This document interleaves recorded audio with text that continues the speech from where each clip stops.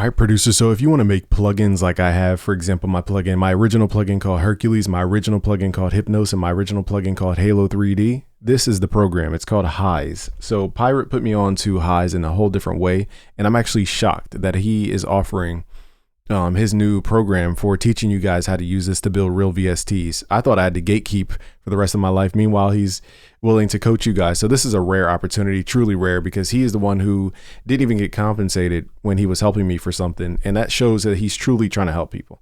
Okay. And that's so rare. I can't tell you guys how rare that is.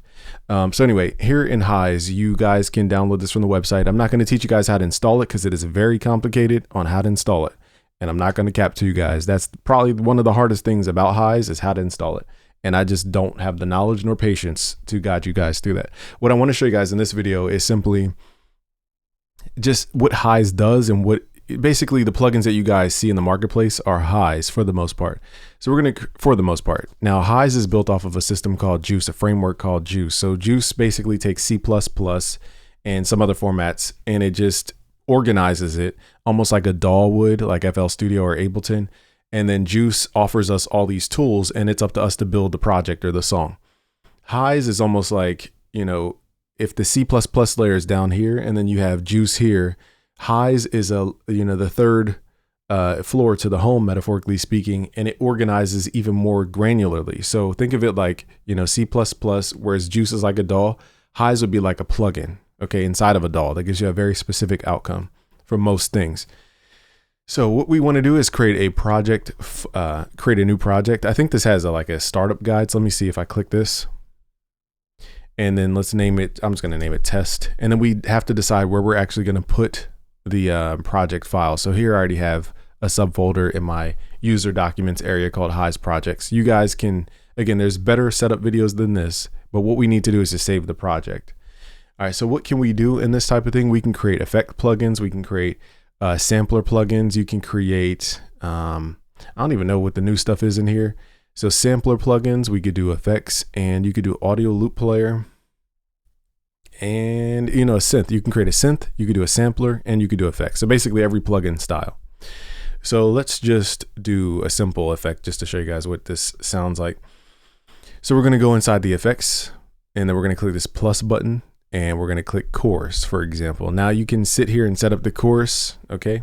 And basically on the front panel, you have to give it a knob. So again, this is not a tutorial, guys, but we can right click here and add, I think, what they call a slider. It's been a minute since I've been in this app, so that's why I'm kind of like loosely giving you guys tips. And then from here, we have to link the parameters.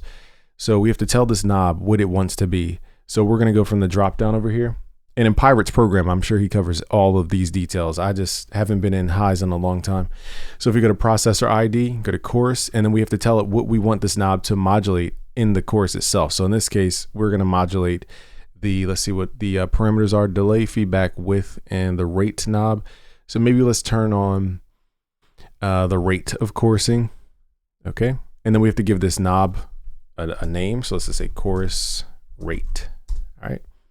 And if you scroll down to the bottom, I forget how to refresh this thing. Not gonna lie to you guys, it's been a minute.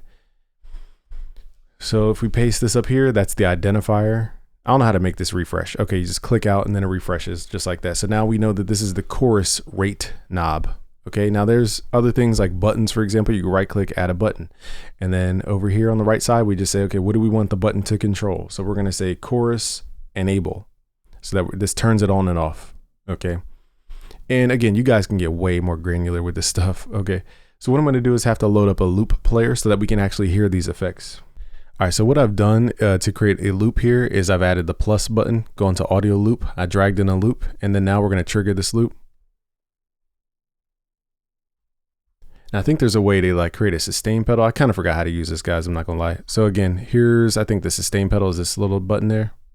And now we don't have to keep holding the button down to actually hear it. So here's the loop. Let's turn it up. And let's see if we can hear this through the chorus. So here's before the chorus. It might not be obvious because the sound is kind of already chorusy.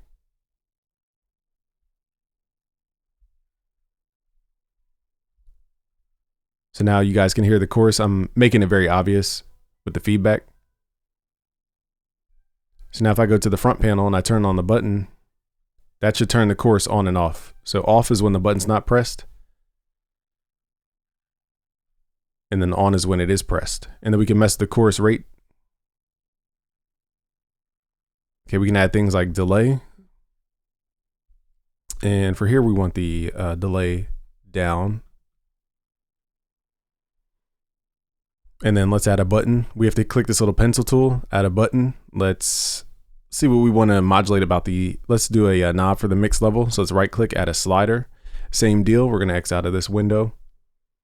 We're gonna link the processor ID over to the delay and then make it control the mix level. And then now we go, exit out of here. Let's give it a name so you guys know what is what. So let's change the name over here to delay mix. And then now when I exit out the pencil tool, if I turn this up, it adds delay. So this is how people are building plugins. What they're doing, however, is getting fancy with the way the plugins look. So when I say that people are using similar DSP under the hood, this is what I'm talking about. These are the same delay, chorus, compressor modules under the hood. They're just rearranged in different ways. And now some people get a little fancy and they go to the, now I'm forgetting all the names here, the script effects. So some people are fancy, they go here. Again, I don't remember all the steps here, but basically in the DSP, we can go to the granular thing. Like for example, a tan function is gonna make it sound like a soft clipper. And I'm pretty sure, I forget how to modulate all this stuff, y'all. It's been such a long time. All right, so let's see what this sounds like with the loop going. Let's see here.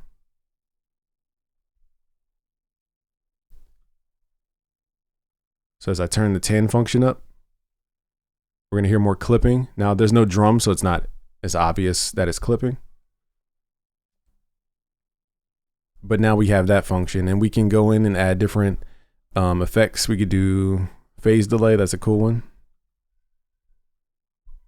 And again, you can create knobs to modulate this. I'm not giving you guys a full tutorial because one, I don't remember, and two, Pirate's a way better teacher than me in this program. So just go to audiotechhub.com and he will teach you guys. Let's go to dynamics. Let's add a compressor. So guys, this is the same math under the hood fundamentally. And this is what most plugins are doing behind the scenes. They're just not telling you guys they're using HISE. So now I have a custom chain. I have a saturator, I have a compressor going into a phase offset. So now I have a unique chain of things. And then I can modulate this or I could just leave it as is. I think here's the macro. Let's add a button. If I remember, this is how you add a knob. So this tells the program what it needs to control. So let's do the value here, threshold here. The thing about threshold is if you turn it up, it does the opposite. So that we might just leave the compressor as is. I don't know how to detach this thing.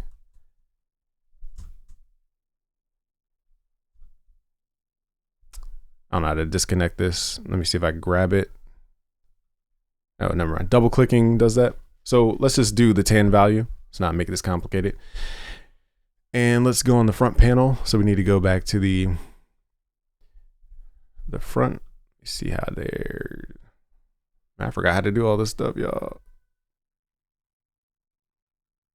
Hold on, let me figure out how to get back to the front panel. All right, so to get to the front panel, you have to click this little arrow thing and it will open up the front panel. So now let's add the new slider for that new parameter that we just created in the script effect, which is called parameter. There's no name on it, but we're gonna call it custom chain for now. Now, if I turn this knob down, we should hear less compression and less volume. And just like that, we have a custom plugin. Now, the plugin, the only thing that's left is the user interface. And this is what I believe Pirate will teach you in his coaching program, is how to make it look like a plugin. But you guys learned how to build a plugin in a matter of 10 minutes. So I'm surprised Pirate's ungatekeeping on this one. So you guys need to rush over to audiotechhub.com and learn how to make your own VSTs and plugins. Peace out, guys.